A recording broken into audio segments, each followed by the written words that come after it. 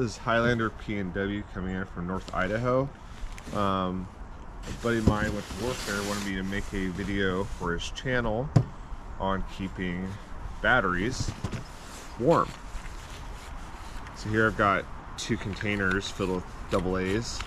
Another one filled with AA's.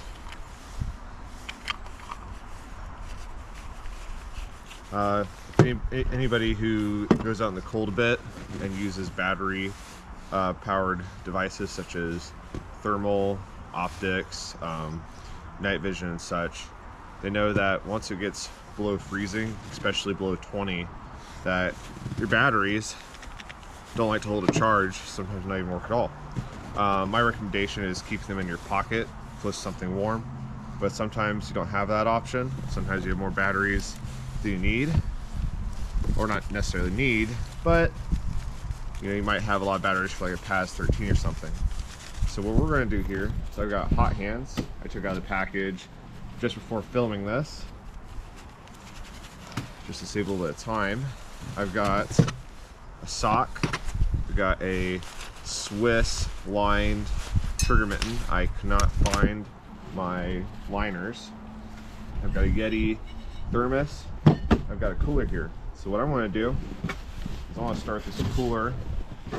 I'm just going to go ahead and pop in about 4 hand warmers just to see if they put off enough BTUs to even warm up this cooler.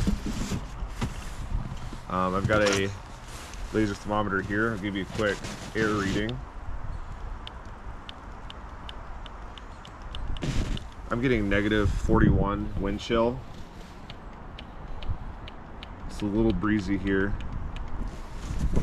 And then I want to take and activate some of these and put them in the Yeti. Now some of you guys might be wondering, oh, will these explode lithiums or alkaline batteries? The thermal runaway, which lithium, I got 2 hot hands and 2 AT650s in here. The thermal runaway for lithium batteries is in between 370 and 570 degrees. And that's when they start to catch fire and explode. So I'm going to take and put 2 hot hands and a battery roll into the sock here. I'll go ahead and roll it up. I'm going to go ahead and put these inside a cardboard box here. Just keep it for the wind a little bit, because realistically, you would be keeping these in your ruck or something along those lines. Just going to roll that up, put that in there. We'll grab another hot hand real fast. So I have 2 in this glove as well. So like I said, it's just an experiment. Keeping batteries that aren't on your body warm. Just going to stick one in this glove.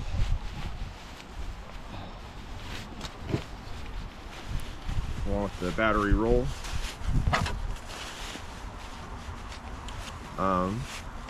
Roll this up.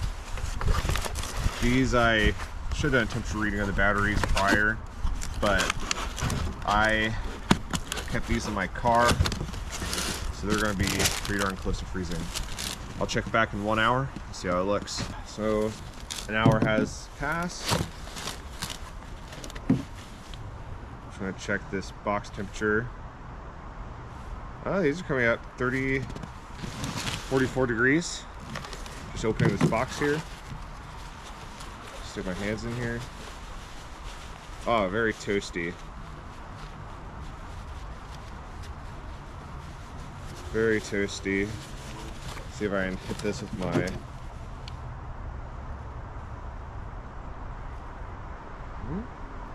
coming up with a high of 78.9 degrees inside the trigger mitten.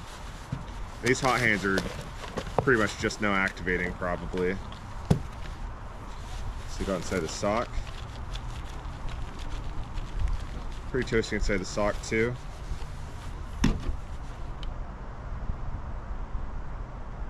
high of 62 inside the sock. I actually brought another sock on the other side just to shove these in to make a more of an insulating layer. So you'd typically have your socks in a pair.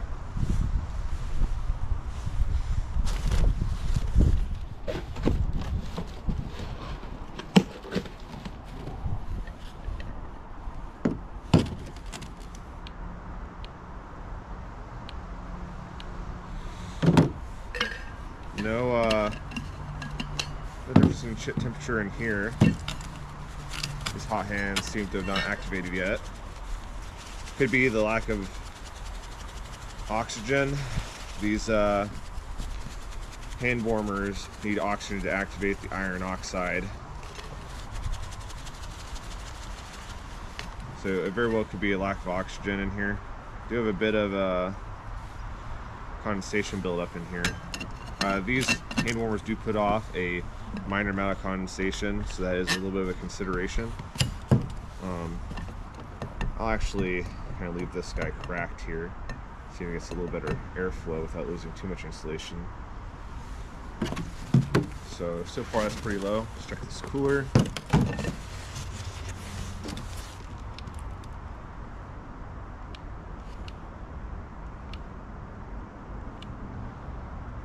High of 23.4 degrees.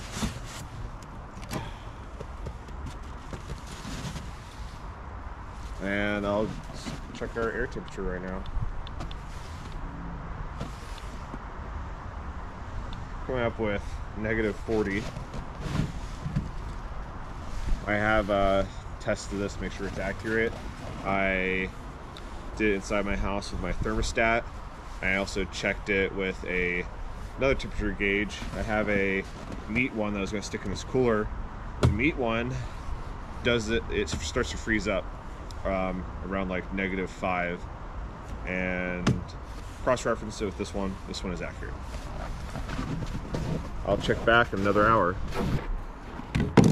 Yeah, it is 16:25.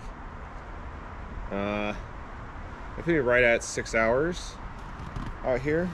Let's try this one first. I went ahead and got 2 hot pockets going in my pocket, and it's definitely working. 60 degrees in here now, seems to be holding temp. I definitely think a standard operating procedure for this would be to get the hot hands going in your pocket or something. So for about the first hour, it's probably the most important. So I noticed a lot of failures on hot hands. I keep calling them hot pockets, I apologize. You'll notice a lot of failures on hot hands when they're introduced to something this cold in the open air. They barely get up to any temperature. Like these ones here are sitting at about 48 degrees, but the inside of this box hasn't changed. Now, let's try this trigger mitten. Warm in here. Pull this battery case out and give it a test. 70 degrees. Well, you can see the max there is 69.2 degrees.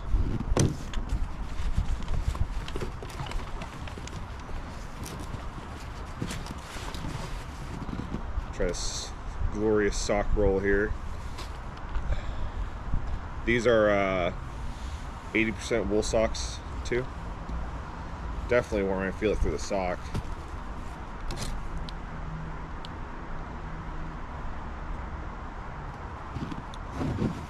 Battery's coming out to 86 degrees in the sock. So sock roll seems to be the best. Everyone should have extra socks when they're out doing this stuff anyway. This will be my last test. I feel like it's fairly conclusive. The daylight is fleeting, so that's going to be a big issue here. Keeping batteries warm during extreme cold, I think the most ideal way to do it is a sock roll, trigger mittens. I think a insulated thermos would work if you got the hot hands going first. And I think something along the lines of a box would work as well if you got the hot hands going first as well. I think what happens is in extreme cold, when these are exposed to a lot of air, they get to a point where they're putting off as much heat as, or the cold is sucking away as much heat as they are putting off. So it doesn't help any. I'd like to R&D a box for that. So in conclusion, hot hands do work to heat up batteries. They're safe. They still stay below the runaway threshold for these batteries.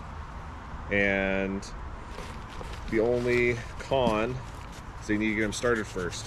Give them a good shake, put them in your pockets, and if your batteries are inaccessible, whenever you come to a halt, pull them out, put them in your sock roll, or get them started before you take off. Before you step off, I mean. So, I feel like that was pretty good. A little boring, I know, but it is what it is.